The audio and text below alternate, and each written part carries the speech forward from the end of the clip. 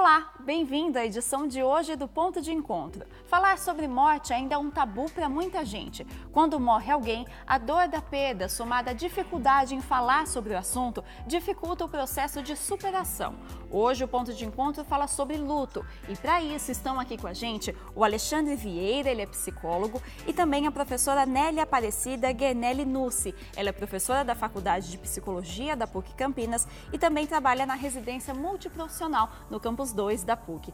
Alexandre, professora Nelly, obrigada pela presença hoje aqui no Ponto de Encontro. Alexandre, para a gente começar essa discussão, por que é tão difícil falar sobre morte e falar sobre luta? A gente sabe que esse é um assunto que poucas pessoas discutem, porque é um assunto difícil, né? Mas por que existe esse tabu tão grande com relação a esse tema? Bom, eu acho que, primeiramente, bom dia, né? Obrigado aí pelo convite.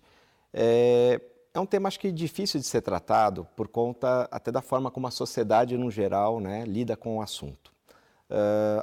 A gente acaba vivenciando hoje um afastamento, né, da sociedade num todo em torno da morte e das perdas no geral. Se a gente for analisar as outras perdas, né, também que nós temos ao longo da vida, a gente vê que a sociedade hoje ela trata tudo isso com muito afastamento. Quanto maior esse afastamento, maior a dificuldade de elaboração dessas perdas, né? E, né, dentre tantas perdas que nós temos na vida, a própria morte. Então, aí acaba se transformando num grande tabu, porque se a gente for pensar dentro de uma questão psicológica, né, o nosso inconsciente nos coloca uma questão de que nós somos imortais. E aí, a razão, se ela lida com essa questão de sermos imortais, cada vez mais fica difícil de lidar com a morte, né? E até com a experiência de elaboração de um luto. Então, acho que são muitas questões, mas acho que a questão maior é essa, né? As possibilidades hoje que nós, enquanto pessoas que estamos inseridos aí dentro de uma sociedade, né? Quais as possibilidades que essa sociedade nos oferece para entrar em contato com algo que, infelizmente, né? Ou felizmente, todos nós um dia vamos ter que encarar, que é a morte, né? Então, esse distanciamento ele gera essa dificuldade e coloca a morte como um grande tabu. E, professora, por que esse distanciamento ele é prejudicial? A gente sabe em outros temas da psicologia que quando você tem um problema e não fala sobre ele, não entra em contato com ele, isso pode se transformar numa bola de neve e causar problemas ainda maiores para a pessoa. No caso do luto, durante toda a nossa vida a gente não quer entrar em contato com esse assunto. Algumas pessoas até têm uma facilidade maior, mas a maioria das pessoas não, que é um grande tabu, assim como o Alexandre estava comentando. Por que então que isso pode fazer mal, né? No momento que a pessoa tiver que encarar uma situação de perda, ela não está preparada para isso, porque não falar sobre luto pode ser ruim para essa pessoa. Não falar sobre a morte, você quer dizer, né? O Alexandre foi muito feliz ao dizer que a sociedade está se distanciando muito da morte, né? Philippe Herrier é um historiador que fala muito sobre essa questão da morte no Ocidente. Tem até um livro dele muito importante sobre a história da morte no Ocidente, porque a morte ela foi sendo aniquilada do nosso vocabulário. As pessoas, até um tempo atrás, era natural a morte. A morte era um evento natural que fazia parte da vida. As pessoas até morriam em casa, junto à família, e a morte, aos poucos, ela foi sendo desligada e levada para dentro dos hospitais. As pessoas morrem no hospital, nas UTIs. Então, houve esse distanciamento da sociedade. Tanto que você percebe que alguns tabus, como, por exemplo, o sexo há um tempo atrás, com as crianças, ele era muito intenso, né? As crianças não podiam nem saber, nem falar sobre sexo. Hoje, ao contrário. Mas, pelo visto, a morte entrou nesse lugar como um tabu por conta das perdas, como o Alexandre falou. A nossa sociedade ela não aceita a perda, principalmente numa sociedade capitalista, perda é fracasso. E isso tudo faz com que a morte seja encarada dessa forma, uma inimiga a ser combatida. Rubem Alves fala muito bem sobre essa questão da morte, que ela passa a ser combatida quando, na verdade, ela deveria ser vinculada ao processo natural da vida para que a gente aprendesse a viver melhor. Quando você trabalha com a sua finitude, você sabe como viver melhor. Eu trabalhei durante muitos anos na oncologia, no Serviço Público de Saúde, no Hospital Mário Gatti, me aposentei lá. E você percebe que nesse acompanhamento você tem um encontro cotidiano com essa possibilidade. E isso nos ajuda a viver, nos ajuda a valorizar a cada momento da nossa vida e as pequenas coisas que acontecem nessa nossa existência. As pequenas perdas, como você falou, né, Alexandre, que nós estamos habituados a viver, elas seriam, de uma certa forma, um exercício para a gente viver uma perda maior que a nossa finitude. Somente que a morte é uma perda irreversível. As outras perdas, de uma certa forma, você pode reconquistar ou você pode entrar numa elaboração com ela de uma forma mais fácil. A morte não, a morte é irreversível. E, Alexandre, existe aí, então, uma forma de lidar com o luto a partir do momento, principalmente quando você perde o luto da morte, né? Quando você perde um ente querido, um familiar, um amigo, como passar por esse processo, vivenciar esse processo? A gente sabe que é importante existir esse período para a pessoa, até para que ela possa voltar, retomar a sua vida normal, de acordo com as possibilidades, depois da morte. Mas como que esse processo ele deve ser feito? Pegando um pouco a linha aqui da professora, eu acho que o luto ele é melhor vivenciado quanto mais a gente se aproximar dessa realidade, né? Não tem, na verdade, assim, a gente pode vivenciar o luto de várias formas, né? Não tem uma única forma da gente vivenciar o luto. Há fases que a gente sabe que estão dentro de um luto, né? Como uma negação inicialmente, né? Porque a gente é levado, será que realmente aquela pessoa morreu, não existe mais? Então, a nossa mente, ela tenta dar conta disso. Então, o primeiro processo que a gente experimenta num luto é essa coisa de será, né? Será que realmente, né? Que é a negação. Depois vem um segundo processo, mas esses processos eles não acontecem assim, de uma forma linear. Ele acontece uma hora um, outra hora outra, até chegar num processo final que é a aceitação, né? E é assim, quanto mais a gente se aproxima dessa questão, como a professora coloca, né, da morte em si, das perdas em si, é a forma da gente entender que a morte ela está diretamente ligada à vida. Então, a forma como a gente lida com a vida, a forma como o indivíduo também está organizado emocionalmente, a própria integração, o próprio desenvolvimento dessa pessoa também, né, acho que facilita ou dificulta esse processo de luto. Agora, a gente não pode esquecer de uma outra coisa, só para encerrar aqui, acho que a minha fala nesse ponto. A importância de também perceber que a morte não acontece só com a gente, não é um evento individual, porque às vezes a gente acaba experimentando a morte como um castigo, que aconteceu só comigo, né? E aí a intensificação de todas as emoções e todos os conflitos acerca dessa perda. Quando a gente começa a perceber que é uma coisa tão óbvia, mas precisamos perceber que isso acontece com todo mundo, né? E aí a importância da gente também ter o apoio daqueles que nos cercam, né? Para os iguais. E aí a gente também acaba diluindo esse impacto da morte e há a possibilidade de experimentar esse luto de uma forma mais positiva. Desculpa, professora, pode falar. Não, é interessante, se pegando tudo esse gancho que você está falando, que há um tempo atrás o luto era muito ligado, a elaboração do luto era muito ligada a um desligamento, da pessoa poder esquecer o que aconteceu. Hoje não, existem vários estudos hoje, tem muitos psiquiatras, psicólogos que se dedicam ao estudo do luto. O professor Colin Parkes da Inglaterra, aqui no Brasil nós temos a Maria Helena Franco, a Maria Júlia Kovacs, que também, elas estudam muito essa questão da educação para a morte e como a morte tem que ser, de uma certa forma, trazida para o nosso universo, desde a idade infantil, para o nosso universo, para a gente poder entrar em contato com isso.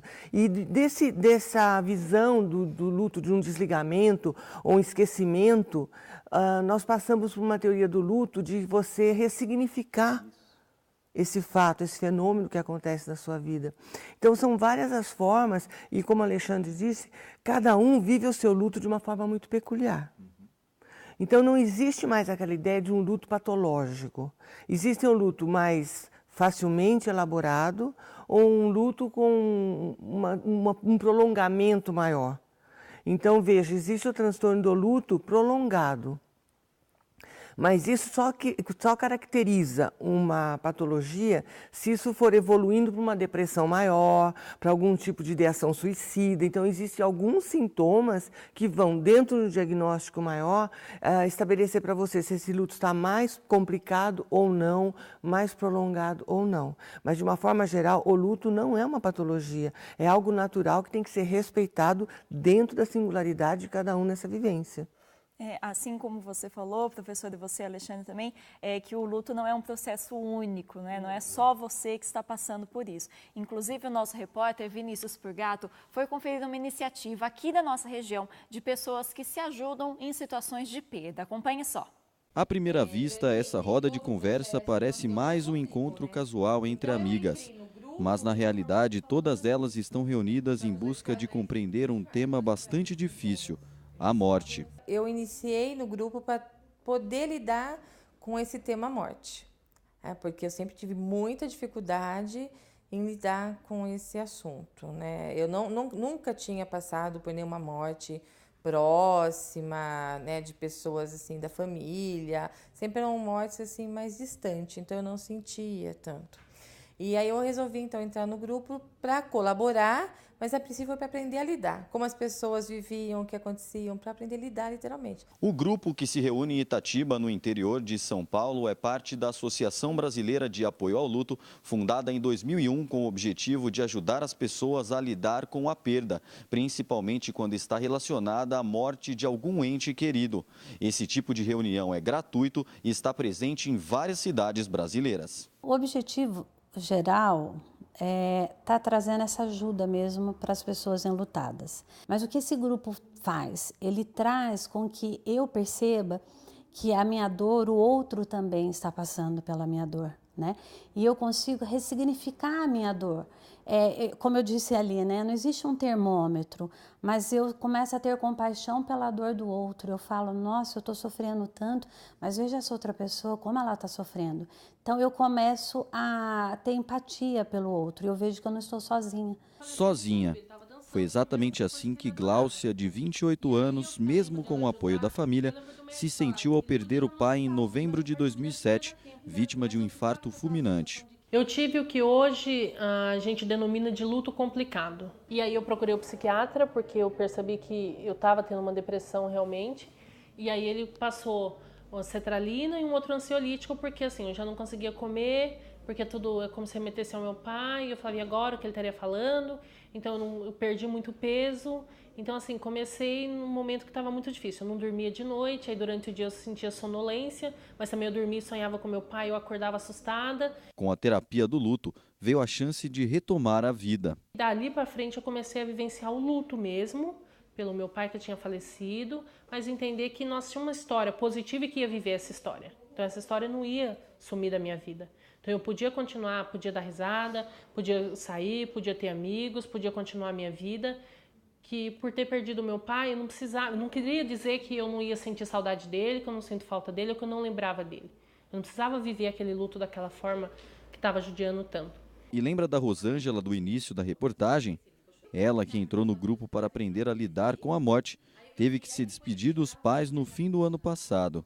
Compartilhar as experiências previamente a ajudou na hora de enfrentar o luto. Por mais difícil que seja, claro, a vida daquela pessoa, ela se encerrou, mas a sua continua. E tem outras pessoas em sua volta que precisam de você e você precisa delas. É uma troca mútua.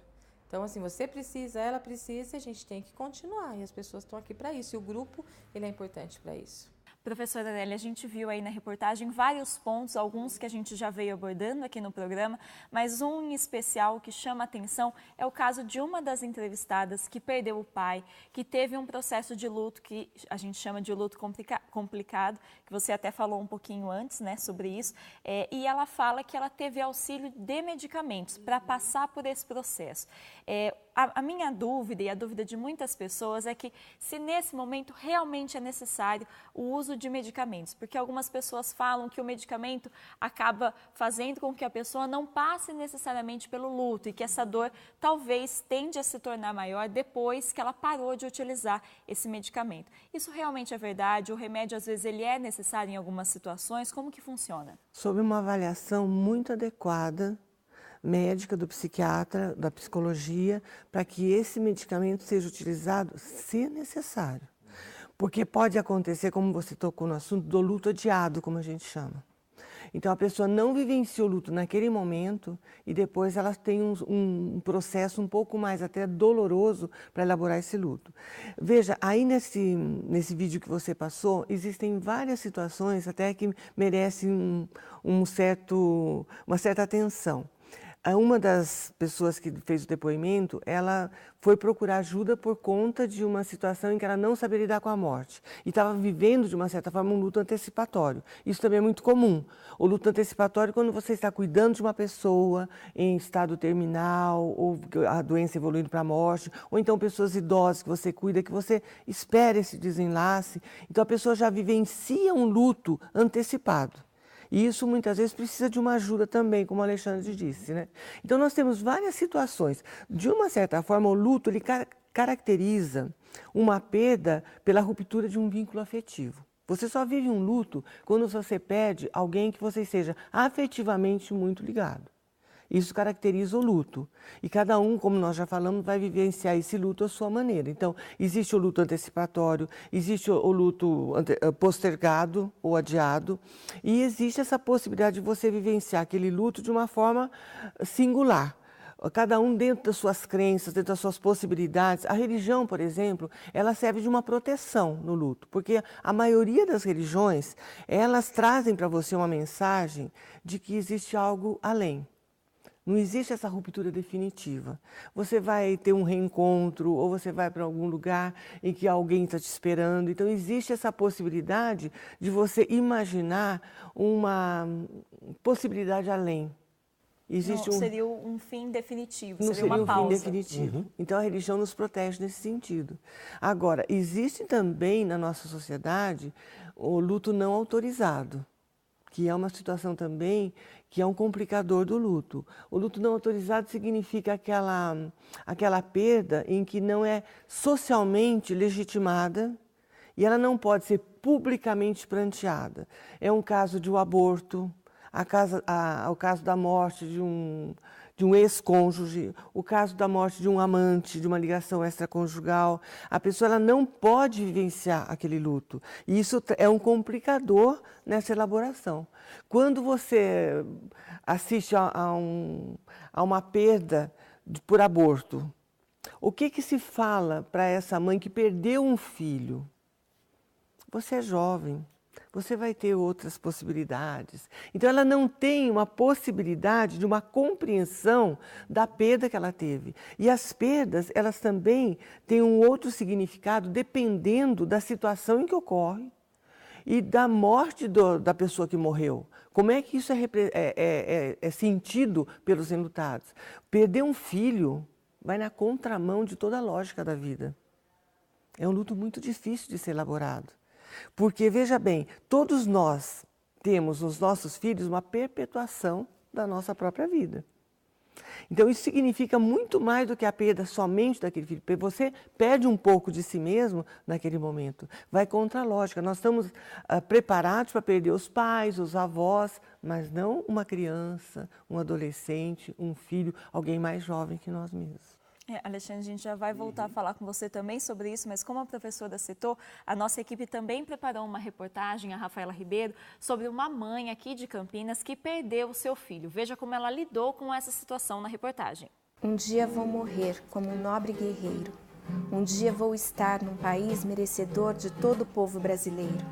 Anotem o meu nome, RG e CPF, quem eu sou, o que eu faço, e vê se não me esquece. Essas rimas foram escritas pelo jovem Michael alguns dias antes de morrer após uma queda de skate em novembro do ano passado. O sorriso do garoto hoje estampa apenas as fotos e Andréia mantém o quarto do filho do mesmo jeitinho para tentar amenizar a saudade. Meu filho era um rapaz extremamente talentoso. Ele era um poeta, ele era um menino sensível, ele era generoso, ele gostava da natureza, ele gostava da liberdade. E a morte, ela tem isso, né? Ela é sorrateira. A gente, além de perder uma parte de você, porque perder um filho é perder um pedaço de si, né? A gente fica com essa vulnerabilidade da vida.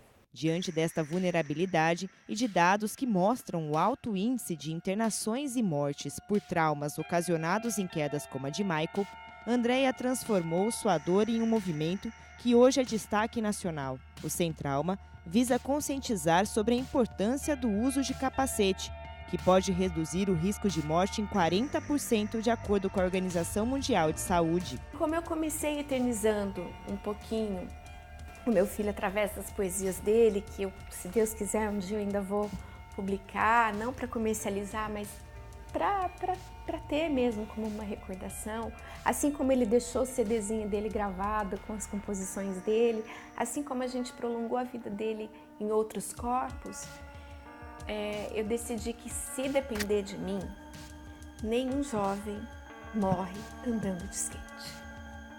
Nenhum. Atualmente, 17 pessoas estão envolvidas no movimento e seguem participando de eventos esportivos e trabalhando com campanhas informativas a favor da vida. A luta de Andréia ganhou grande dimensão e chegou até aqui. Uma lei aprovada por unanimidade no dia 1º de agosto deste ano torna obrigatório o uso de capacete em competições de skate realizadas na cidade. Uma segurança para as pessoas que praticam o esporte. Eu nunca economizei declarações de amor para os meus filhos. Nunca. Mas o movimento é a maior. Eu fui movida por uma indignação, mas isso reflete o tamanho do amor, da saudade e do quanto eu valorizei a vida do meu filho. Então, de certa forma, ver o movimento crescer do jeito que ele está crescendo me traz um alento, sim. A tristeza pode ser grande, mas a vida é muito mais. Mesmo por um instante, sem dar-se capaz. Alexandre, a gente viu aí na reportagem, assim como a professora falou anteriormente, que é um processo meio que reverso da natureza, né? Perder um filho não é algo que naturalmente a gente espera que vai acontecer. E nesse caso, essa mãe, ela transformou esse luto de uma forma muito corajosa, né? Dificilmente a gente vê exemplos assim. Existem outros casos, é claro, mas normalmente é muito mais difícil para uma mãe fazer um movimento como esse do que em casos opostos aí. Nesse caso específico, né, da mãe, que ela deu um novo significado para a morte do filho, isso a gente pode dizer que é positivo num processo de luto? Isso vai ajudá-la de uma maneira melhor ou não necessariamente? Não, eu acho que é positivo, né? Porque veja, né, quando a gente fala que a morte ela está diretamente ligada à vida, eu acho que esse é um exemplo, né? Porque aí há toda uma ressignificação da vida dessa mãe, das pessoas que estão em volta dessa mãe e de todos aqueles que conheciam o garoto ali, né? É uma perda irreparável, não tem como a gente mensurar essa perda. Mas essa alternativa achada por essa mãe, por tantos outros exemplos, né, que a gente acaba vendo na sociedade, de pessoas que acabam encampando causas, ajuda, porque é uma forma de você projetar a sua angústia e a sua dor em algo construtivo, né, que vai ajudar na elaboração do luto, do próprio luto, né, e que também ajuda a elaboração das pessoas, desse luto das pessoas que estão ao redor e que viveram esse impacto da perda, né. E aí, né, acho que nessa reportagem fica muito claro, né, como que essa vivência do luto ela é múltipla, né. É uma pessoa que está em processo de elaboração desse luto, que ainda se emociona, né, e não tem como a gente não se emocionar, e aí acaba tem também uma desmistificação do luto, né, da gente perceber que é isso mesmo, a gente pode ficar meio deprimido, pode ficar um tanto comovido, isso faz parte do luto, né? e que a gente não pode fugir disso e nem deve, mas que esse tipo de ação ajuda. Esse e outros, né? Acho que cada um tem que achar o seu caminho de poder projetar essa dor, essa angústia, e nessa projeção vai elaborando melhor essa perda. Então, é positivo sim. A gente já está quase chegando ao final do nosso programa, mas antes de encerrar, professor, eu queria, você que já teve uma vivência muito grande no setor de oncologia e até mesmo no seu trabalho, no dia a dia, com profissionais da área da saúde que estão se preparando para lidar com esse tipo de ambiente, eu queria que você deixasse aí um apelo claro. Esse é um tema super complicado, o luto é muito difícil, não existe uma regra, assim como o Alexandre falou, de como você sobrevive a isso, como você dá um novo significado a esse momento da sua vida, mas assim, para pessoas que estão passando por esse processo hoje, crianças, pessoas mais velhas, pessoas mais jovens, como lidar com essa situação? A gente sabe que não tem uma fórmula mágica, mas o que essa pessoa pode tentar fazer para que ela continue da melhor forma possível a sua vida? Malu, lá na USP, em São Paulo, a professora Maria Júlia Kovacs, ela tem um laboratório de estudos sobre a morte, é o LEM, em que ela trabalha assim, essa educação para a morte, não no sentido de você preparar as pessoas, porque não existe uma preparação para isso, né? A morte ocorre e você tem que aprender a lidar com ela.